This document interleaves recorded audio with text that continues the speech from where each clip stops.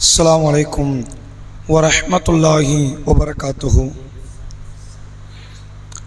இன்னல் ஹம்தலில்லாஹ் நஹ்மதுஹு வ நஸ்தஈனுஹு வ நஸ்தக்ஃபிருஹு வ நஊது பில்லாஹி மின் ஷுரூரி அன்ஃபுஸினா வ மின் ஸய்யிஆத்தி அஅமாலினா மை யஹ்திஹில்லாஹு ஃபலா முதில்ல லஹு வ மை யுத்லில்ஹு ஃபலா ஹாதிய லஹு வ அஷ்ஹது அல்லா இலாஹ இல்லல்லாஹ் வாஷஹது அன்ன முஹம்மதன் அப்துஹு வ ரசூலுஹு அம்மா பஅத். கண்ணியத்திற்கும் பெருமதிப்பிற்கும் உரிய எல்லாம் வல்ல அல்லாஹுவின் நல்லடியார்களே, அல்லாஹுடைய பேரருளால் சுபுகுடைய தொழுகையை நிறைவேற்றியவர்களாக அல்லாஹுடைய ஆலயத்தில் அவனது மார்க்க செய்திகளை அறிந்து கொள்வதற்காக இந்த சபையில் நாம் ஒன்று திரண்டிருக்கிறோம். இந்த நல்ல தருணத்தில் ஒரு இறை நம்பிக்கை கொண்ட அடியான் இன்ன பிற மனிதர்களிடத்தில் இப்படி நீங்கள் நடந்து கொள்ளுங்கள், ஆனால் உங்கள் வாழ்க்கையை பிறருடைய வாழ்க்கையோடு நீங்கள் சோதித்து பார்க்கக்கூடிய வகையிலோ அல்லது அவர்களை நோவினைப்படுத்துகிற வகையிலோ நீங்கள் வாழ்ந்துவிட வேண்டாம் என்பதை குறித்து திருக்குர்ஆன் ஹதீஸ் பல வழிகாட்டுதல்களை செய்திருக்கிறது. அதாவது அடுத்தவர்களை நோவினைப்படுத்தக்கூடிய சொற்களோ செயல்களோ அது நல்ல விதத்தில் அமைந்திருந்தால் கூட நோவினை ஏற்படுத்தக்கூடிய வகையில் அமைந்துவிட வேண்டாம் என்பதை மார்க்கம் பல இடங்களில் அது குறித்து பேசுகிறது. அப்படி அல்லாஹ் திருமறை குர்ஆனில் 49வது அத்தியாயத்தின் 12வது வசனத்திலே அல்லாஹ் ரப்புல் ஆலமீன் பேசுகிற ஒரு செய்தி. அல்லாஹ் அழைக்கும் போதே ஈமான் கொண்டவர்களே என்றுதான் அழைக்கிறான். யா அய்யுஹல்லதீன ஆமனு, ஈமான் கொண்டவர்களே, இஜ்தனிபு கஸீரம் மினல் லன், அதிகமான ஊகங்களை விட்டு நீங்கள் விலகிக் கொள்ளுங்கள். பிறரை குறித்து நீங்களாக ஒரு கற்பனைக்கு சென்று விட வேண்டாம். இன்ன பால லன்னி இஸ்மு, அதாவது நீங்கள் கற்பனை செய்யக்கூடிய ஊகங்கள் அதில் அதிகமானது பாவமாகத்தான் இருக்கிறது. ஒலா தஜஸ்ஸசு, நீங்கள் யாரையும் துருவி துருவி ஆராயாதீர்கள். ஒலா எகுத்த பாலுக்கும் பால்லன், உங்களில் சிலர் மற்ற சிலரை நீங்கள் புறம் பேசி விடாதீர்கள். அய்யுஹிப்பு அஹதுக்கும் ஐயகுல லஹ்ம அஹீஹி மைத்தன், நீங்கள் உங்களில் இறந்து போன சகோதரனுடைய பிரேதத்தை நீங்கள் உண்ணுவீர்களா? ஃபகரிஹ்துமுஹு, அதை நீங்கள் வெறுப்பீர்கள். வத்தகுல்லாஹ், அல்லாஹ்வை நீங்கள் பயந்து கொள்ளுங்கள். இன்னல்லாஹ தவ்வாபுர் ரஹீம், அல்லாஹ் பாவ மன்னிப்பை ஏற்கக்கூடிய இடத்திலும் அதே நேரத்தில் கருணையாளனாகவும் இருக்கிறான் என்று திருக்குர்ஆனில் ஒரு ஈமான் கொண்டவன் எதை கடைபிடிக்க வேண்டும் என்பதை இந்த வசனம் நமக்கு சொல்லித் தருகிறது. 3 காரியத்தை குறித்து பேசுகிறான். அதாவது நீங்கள் ஊகம் கற்பிக்காதீர்கள், பிறரை துருவி துருவி ஆராயாதீர்கள், பிறர் குறித்து நீங்கள் புறம் பேசாதீர்கள். ஒவ்வொரு காரியமுமே பாவம்தான். ஊகம் கற்பிப்பதும் பாவம்தான், துருவி துருவி ஆராய்வதும் பாவம்தான், புறம் பேசுவதும் பாவம்தான் என்று இந்த வசனம் சொல்கிறது. இதில் புறம் பேசுவதை குறித்தோ ஊகத்தை குறித்தோ பல நேரங்களில் நாம் அறிந்து வைத்திருந்தாலும் பிறரை ஆராயக்கூடிய காரியத்தை இந்த சமூகம் நன்மை என்று நினைக்கக்கூடிய நிகழ்வை பார்க்க முடிகிறது. அதில் குறிப்பாக இன்றைக்கு இந்த ஊரில் நடைபெறக்கூடிய நிகழ்வுகளில் ஒன்று, திருமணமானவர்கள் தங்களுடைய, அதாவது மாப்பிள்ளைமார்கள் மணமகள் வீட்டுக்கு செல்வது என்பது ஊரில் ஒரு கலாச்சாரம். ஆனால் திருக்குர்ஆனுக்கு விரோதமான கலாச்சாரம், இஸ்லாம் கட்டமைத்த மரபுக்கு விரோதமான ஒரு கலாச்சாரம். அதுக்கு மாற்றமாக பல சகோதரர்கள் தங்கள் மகள்களை வீட்டிற்கு, மாப்பிள்ளை வீட்டிற்கு அனுப்பி வைப்பதும், தங்கள் மருமகள்களை தங்கள் வீட்டில் ஏற்றுக்கொள்வதும், அப்படியான நிகழ்வுகள் இந்த ஊரில் இப்போ கொஞ்சம் கொஞ்சமாக துளிர்விட ஆரம்பிக்கிறது. ஆரோக்கியமான ஒரு காரியம், சமூகம் மாறுவதற்கான ஒரு முதல் கட்ட படிக்கட்டுகள். இப்படி நடக்கிற இந்த வேளையில மருமகளை அனுப்பி வச்சாச்சு, மருமகளை அழைக்கிறாங்க. இப்ப வர்ற மருமகள் மௌத்து வரைக்கும் வீட்டுல இருக்கணும், வீட்டை விட்டு வெளியே போக கூடாது, அப்படியே மார்க்கம் சொல்லுது. அப்படி சொல்லல. ரசூல் ஸல்லல்லாஹு அலைஹி வஸல்லம் அவர்கள் தங்கள் மனைவிமார்களை அவங்களுடைய தாய் தந்தையர் வீட்டுக்கு அனுப்பி வச்சிருக்கிறாங்க.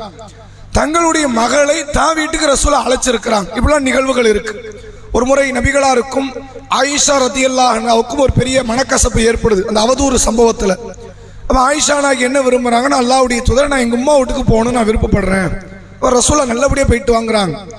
அந்த அவதூறு சம்பவம் முற்றுப்புள்ளி வைக்கப்படுகிறது. உடனே ஆயிஷா ரதியல்லாஹு அன்ஹா அவருடைய தாயார் உம்மு ரூமான் சொல்கிறார், ஆயிஷாவே உன் மீது பரப்பப்பட்டது அவதூறுன்னு அல்லாஹ் சொல்லிட்டான். அப்புறம் என்ன உன்னை உட்கார்ந்துகிட்டு இருக்கிற, உன் மாப்பிள்ளை விட்டு கிளம்பு அப்படின்னு சொன்ன நிகழ்வு ஹதீஸ்ல பார்க்க முடிகிறது. எனவே ஒரு பெண் வந்து தன் தாய் தந்தை வீட்டுக்கு போறது தப்பு கிடையாது, தாராளமா போகலாம், சாப்பிட்டுட்டு சில நாட்கள் அங்க தங்கிட்டு வரலாம், மார்க்கத்தை தவறு இல்லை. ஆனால் இதை இங்க விகாரப்படுத்தக்கூடிய நிகழ்வுகள் இங்க பார்க்கப்படுது. அதாவது நீ மார்க்கத்தை கடைபிடிக்கவே கூடாது.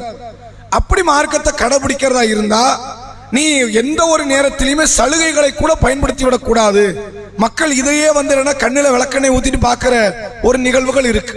அப்ப இது எப்படி பார்க்கப்படணும்? பெண்ணுக்கு வந்து வீட்டை கொடுத்து அதனால தாய் தந்தையர்கள் கஷ்டப்படுறாங்களே, சமுதாயம் கண்டிக்கணுமே, அதை யாரும் கண்டிப்பது கிடையாது.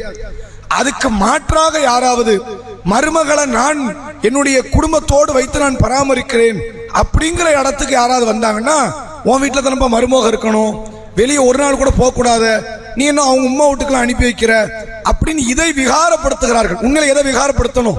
பொண்ணுக்கு வீட்டை கட்டி கொடுக்குறிய, மருமகனை ஓன் கூட வச்சுக்கிறிய, இது மார்க்க அடிப்படையில் சரியான, அதை யாரும் குறை பேசுவது கிடையாது. ஏன்னா அதுக்கு மார்க்கத்துக்கு விரோதம். மார்க்கத்துக்கு விரோதத்தை குறை பேசணுமா, மார்க்கத்துக்கு உட்பட்ட அனுமதிக்கப்பட்டதை குறை பேசணுமா? அஸ்மா ரலியல்லாஹு அன்ஹா நபி கிட்ட வராங்க, அல்லாஹ்வுடைய தூதரே, எங்க வாப்பா அபூபக்கர் ரலியல்லாஹு அன்ஹு இஸ்லாத்துக்கு வந்துட்டாங்க, ஆனா என்னுடைய தாயார் இஸ்லாத்துக்கு வரல. வாப்பாவுக்கும் எங்க உம்மாவுக்கும் மத்தியில விவாகரத்து ஏற்பட்டு விட்டது. இப்ப என்னை பார்ப்பதற்கு மதீனாவுக்கு என் தாய் வந்திருக்கிறார், நான் அவரை போய் பார்க்கலாமா, சந்திக்கலாமா அப்படின்னு அஸ்மா ரலியல்லாஹு அன்ஹா கேட்கிறாங்க. அவர் காஃபிர், இவங்க ஈமான் கொண்டவர்.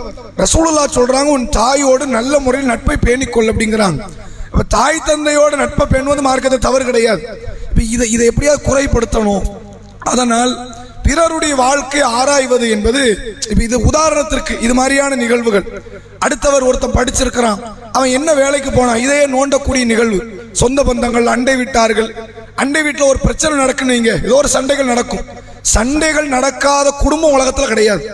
அப்படி ஒரு குடும்பம் ஒன்று இருக்குன்னு வைங்க, ஒரு புருஷன் பொண்டாட்டிக்குள்ள சண்டை நடக்கல, ஒரு பெத்தவங்க பிள்ளைங்களுக்கு மத்தியில் சண்டையே நடக்கலைன்னா நடிக்கிறாங்கன்னு அர்த்தம். யாரோ நடிச்சாதான் சண்டை நடக்காம இருக்கும். ரசூலுல்லாவுக்கு ஆயிஷா நாய்க்கு மத்தியில் மனஸ்தாபம் வரலையா? அதெல்லாம் வரத்தான் செய்யுது. ரசூலுல்லாஹ்க்கு சஹாபாக்களுக்கு மத்தியில் மனஸ்தாபம் வரலையா?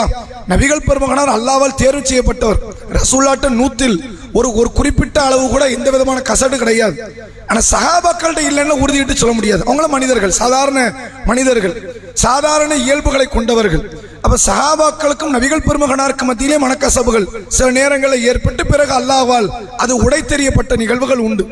அப்ப இது பக்கத்து வீட்டில் ஏதாவது ஒரு பிரச்சனை இருந்தால் அதை காது கொடுத்து கேட்டு அதை துருவி துருவி ஆராய்ந்து அடுத்தவர்களுடைய வாழ்க்கையில் நுழைந்து என்ன நடக்குது, உங்க வாழ்க்கையில என்ன சம்பவம், என்ன விஷயம், இப்படின்னு இதை நோண்டுகிற ஒரு நிகழ்வுகள் அது வளமையாக வாடிக்கையாக மக்கள் மத்தியில் நடைபெறுகிறது. ஒரு தம்பதியர்கள் திருமணம் நடக்குதுன்னு வைங்க, திருமணம் நடந்த உடனே உங்களுக்கு குழந்தையை பற்றி காட்டியாரும் சமுதாயத்துக்கு. குழந்தையை பத்துக்கலன்னு அதை நோண்ட ஆரம்பிப்பாங்க. என்ன குழந்தை உண்டாவலியா, கல்யாணம் ஆகி 1 வருஷம் ஆகுது, 2 வருஷம் ஆகுது, அப்ப என்ன சக்கரியா நபியை பத்தி என்ன பாடத்தை படிச்சு என்ன பயன் இருக்கு, இப்ராஹிம் நபியை பத்தின பாடத்தை படிச்சு என்ன பயன் இருக்கு? அல்லாஹ் நாடியவருக்கு பிள்ளைய கொடுப்பான், நாடியவருக்கு தாமதப்படுத்துவான், நாடியவருக்கு உடனே கொடுப்பான், கொடுத்துட்டு சிலதை எடுப்பான், கொடுக்கறதே குறையோட கொடுப்பான். 1008 முறையில் அல்லாஹ் தன் வழிமுறைகளை கடைபிடிப்பான். அப்ப குழந்தை இருக்குதா இல்லையாங்கிறது அந்த கேட்கிற நடைமுறை இருக்குதே, இதெல்லாம் ஒரு வகையான ஒரு ஆராயக்கூடிய ஒரு நிகழ்வு. ஒரு வீட்டில் பருவயதை அடைஞ்ச பிள்ளை இருக்கும், பருவயதை அடைஞ்சு 7-8 வருஷம் 10 வருஷம் கூட கடந்திருக்கும். எதனால் அந்த பிள்ளைக்கு கல்யாணம் நடக்கல நமக்கு தெரியாது, நமக்கு அது தேவையும் கிடையாது. ஆனா அதை உட்கார்ந்து நோண்டுவாங்க, உன் பிள்ளை கல்யாணம் நடக்கலையா, மாப்பிள்ளை எதுவும் வரலையா அப்படின்னு, உங்களோட பிள்ளைக்கு எது குறை இருக்குதோ இப்படின்னு எதையாவது ஒன்றை சுவாரஸ்யம் ஒரு தகவல் கிடைக்காதா, அடுத்தவனை பற்றிய நல்ல தகவல்களை தேடுவது கிடையாது. அடுத்தவனுடைய குறைகள் சார்ந்த நிகழ்வுகளை நோண்டி துருவி அதை ஆராய்ந்து அது குறித்து அதை சுவைப்பதை விரும்பக்கூடிய இடத்திற்கு இந்த மனித சமுதாயம் நடைபெற்று கொண்டிருக்கிறது. திருமண வாழ்க்கையிலும் கேட்கிறாங்க, அடுத்தவர்களுடைய திருமணம், வியாபாரம், அவர்களுடைய அந்தரங்க நிகழ்வுகள் எல்லாவற்றும் எதையாவது ஒன்றை நோண்டிக்கொண்டு துருவிக்கொண்டு இருக்கக்கூடிய இந்த வழிமுறை என்பது மக்களால் கடைபிடிக்கப்பட்டு கொண்டு வருகிறது. அல்லாஹ்வுடைய ரசூல் அவர்கள் இதை கடுமையான முறையில சாடி இருக்கிறாங்க. ரசூலுல்லாஹ்வுடைய நடைமுறையில நீங்க பாருங்க, சஹாபாக்கள்கிட்ட எது குறித்து ரசூலுல்லா கேள்வி கேட்பது கிடையாது. எதை பற்றிய ஒரு கம்ப்ளைண்ட, ஒரு குற்றச்சாட்டை, ஒரு வழக்கை அவர்களாக நபிக்கிட்ட கொண்டு வராங்களோ அதுதான் அங்க விசாரிக்கப்படும். எந்த கணவன் மனைவி விஷயத்தை ரசூலுல்லாவை தலையிட மாட்டாங்க, எந்த பெத்தவங்க பிள்ளைங்க விஷயத்தை ரசூலுல்லா தலையிட மாட்டாங்க. ஏன்னா நம்ம பார்வை கோணம் ஒரு மாதிரி இருக்கும், உண்மையில அங்க நடந்தது வேற மாதிரி இருக்கும். அவர்களாக அந்த கருத்தை கொண்டு வந்து சேர்த்து அதனுடைய வழக்கை குறித்து அவர்கள் விவரிக்கிற வரை ரசூலுல்லாஹ் அது குறித்து தீர்ப்பு சொல்ல மாட்டாங்க, ரசூலுல்லாஹ் அது குறித்து முடிவெடுக்க மாட்டாங்க. அப்ப இதுதான் அல்லாஹ்வுடைய ரசூல் அவர்கள் மக்களுக்கு சொல்லி தந்த ஒரு முக்கியமான ஒரு நற்பண்பு. எனவே யாரை குறித்தும் தவறாக எண்ணுவது அது மார்க்கத்தில் ஒரு நல்ல நடைமுறை இல்லை. தேவையில்லாமல் அடுத்தவர்களுடைய குடும்ப வாழ்க்கையில், அவர்களுடைய அந்தரங்க நிகழ்ச்சியில், அவர்களுடைய பொருளாதாரத்தில், அவர்களுடைய வீட்டில் நடைபெறக்கூடிய சர்ச்சைகளில் இதை தலைவிடுவது இஸ்லாத்தில் பயங்கரமான குற்றச்சாட்டு. இறுதியாக ஒரு செய்தி, அல்லாஹ்வுடைய ரசூல் அவர்கள் தன்னுடைய வீட்டில் ஒரு தலையை கோருவதற்கான இரும்பு குச்சியை கொண்டு வைத்துக் கொண்டு தன் தலையை சீவிக்கொண்டு அந்த சிக்கு எடுத்துக்கிட்டு இருக்கிறாங்க ரசூலுல்லாஹ். அப்ப வெளியே ஒரு நபித்தோழர், நபிகள் பெருமகனார் வீட்டில் என்ன நடக்குது அப்படிங்கிறத பார்ப்பதற்கு அந்த கூரை வழியாக, ஓட்டை வழியாக எட்டி பார்க்கிறார். ரசூலுல்லாஹ் வீட்டில் ரசூலுல்லாஹ் என்ன செய்வாங்கன்னு தெரிந்து கொள்ள ஒருத்தர் ஆசைப்பட தப்பு கிடையாது. ஏன்னா ரசூலுல்லாஹ் திறந்த புத்தகம். நபிகள் பெருமகனாரை குறித்து சஹாபாக்கள் பல நேரத்தில் அவங்க மனைவி கிட்ட வந்து கேட்டிருக்கிறாங்க, நபி வீட்டில் என்ன செய்வாங்க, வீட்டில் அவங்க வந்து கிழிந்து போன செருப்பை தச்சிருக்கிறாங்க, மனைவிமார்களுக்கு உதவி செஞ்சிருக்கிறாங்க, தொழுகை நேரம் வந்துட்டா தொழுகைக்கு போயிடுவாங்க, இது நபியினுடைய வழக்கம். அதே மாதிரி ரசூலுல்லாஹ்வினுடைய அந்தரங்க நிகழ்வை குறித்து சில நேரத்தில் கேள்வி கேட்கப்பட்டிருக்கு. உமர் இப்னு அபி ஸலமா ரலியல்லாஹு அன்ஹு தன்னுடைய தாயார் உம்மு ஸலமாட்ட கேட்கிறாங்க, நபி நோன்பு வச்சிருக்கும் போது உங்களுக்கு முத்தமிடுவாங்களா? ஆமா முத்தமிடுவாங்க. அப்ப அந்தரங்க நிகழ்வு ஒரு மார்க்க சட்டம்ங்கிறனால அது வெளியே வருது. அப்ப ரசூலுல்லாஹ்வோ ரசூலுல்லாஹ்வின் மனைவிமார்களோ நபியை பற்றிய தகவலை எதையாவது ஒன்று சொல்வதில் அவங்க வெக்கப்பட்டதே கிடையாது. தகவலா போகணும். நாமளா உள்ள என்ன நடக்குன்னு தேடுறது இருக்குல்ல, இது மோசமான பண்பு. ரசூலுல்லாஹ் அந்த நபித்தோழரை உள்ள கூப்பிடுறாங்க, எட்டி பார்த்தாருல அவரை கூப்பிடுறாங்க, நீங்க எட்டி பார்த்தது எனக்கு தெரிஞ்சிருந்தா, ஆரம்பத்திலே தெரிஞ்சிருந்தா இந்த இரும்பு குச்சியை கொண்டு உங்க கண்ணில் சொருகி இருப்பேன் அப்படிங்கிறாங்க. பெரிய பெரிய அடி உதைகளுக்கு ஆளாக்கப்பட்ட போது கூட கடுமை காட்டாத நபிகள் பெருமகனார் அடுத்தவரை பற்றி அந்த துருவி ஆராய்ந்து பார்க்கிற அந்த நிகழ்வு இருக்குல்ல, அது ரசூலுல்லாஹ் கடுமையான முறையில் சாடி இருக்கிறாங்க. எனவே யாரை பற்றிய தகவலை, அவர்களுடைய கருத்துக்களை, அவர்களுடைய அந்தரங்க வாழ்க்கையை பற்றி கேட்பதையே பலர் மக்கள் விரும்புவது கிடையாது. நம்மளை பத்தி நம்மள்கிட்ட கேட்டால் நம்ம விரும்ப மாட்டோம். நாம அடுத்தவர்களை பற்றி கேட்பதை நாம விரும்பக்கூடாது. அவர்களாக ஒரு கருத்தை நம்மகிட்ட கொண்டு வராங்க, நீங்க எங்க குடும்பத்தில் இப்படி ஒரு பிரச்சனை, அப்போ ஒருவேளை ஆறுதல் அளிக்கிற இடத்திலோ உதவி செய்கிற இடத்திலோ நம்மளை அவங்க எதிர்பார்க்கிறாங்க, அப்ப நம்மளால முடிந்த உதவிகளை செய்யணும். அதை தாண்டி ஒரு கருத்தை அவங்க கொண்டு வரல அப்படின்னா எந்த ஒரு கருத்துக்குமே நாம மதிப்பளிக்காமல் அவர்களுடைய வாழ்க்கையை நாம நோண்டி துருவி ஆராயாமல் இருப்பதுதான் நாகரிகம் மிக்க ஒரு சமுதாயத்தை நமக்கு உருவாக்கி தரும் என்பதை இந்த நேரத்தில் உங்களுக்கு மத்தியில் நினைவுபடுத்திக் கொண்டு என்னுடைய உரையை நிறைவு செய்கிறேன். அஸ்ஸலாமு அலைக்கும் வரஹ்மத்துல்லாஹி வபரகாத்துஹு.